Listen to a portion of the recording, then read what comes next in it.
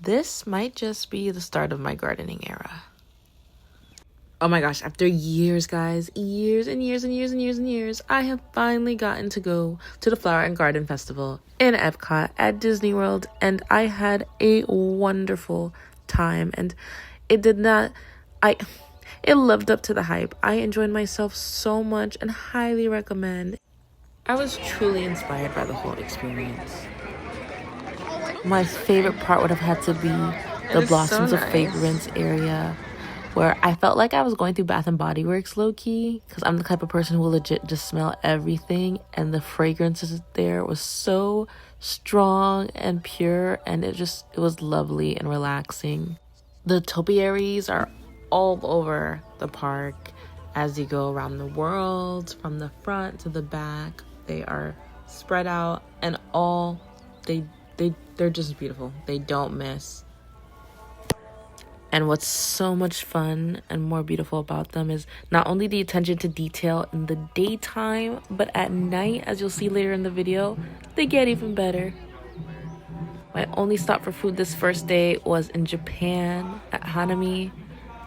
I only went for snacks because I had dinner reservations, so I tried the steam bun, which was okay. Like, I would get it again kind of snack. Just, I hated that, I guess it was so hot it stuck to the wrapping. But the frushi, ooh, the frushi was really good, and I will definitely get again. It was actually very refreshing with how hot it was that day. Sure, more in your face. And there are a lot of festival food options that I know I missed out on this trip, but I will get them next time, and I heard great things, so I highly recommend planning ahead and previewing them in the Disney World app. One thing I regret not getting that day is some Orange Bird merch, or just more Epcot merch that was focused on the fact that this was 30 years of the Flower and Garden Festival, of bringing Disney characters to life in this beautiful way. As usual, there are beautiful performances and shows going on amongst the park. And not just because it was my husband's first time there, but because I also have to always stop at the Journey of Water.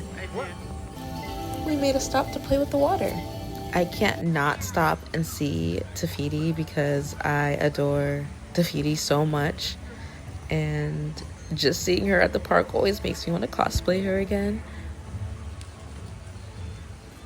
To continue on our beautiful nature trail, we also made sure to stop and see all the fishies at the aquarium.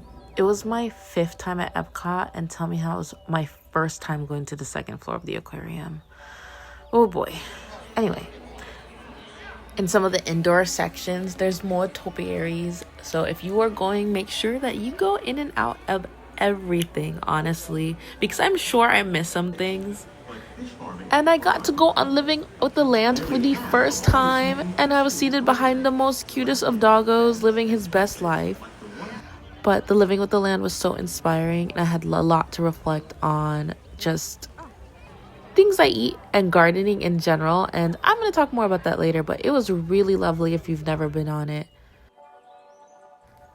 Enjoy these last few seconds to see the beauty of all the topiaries at night.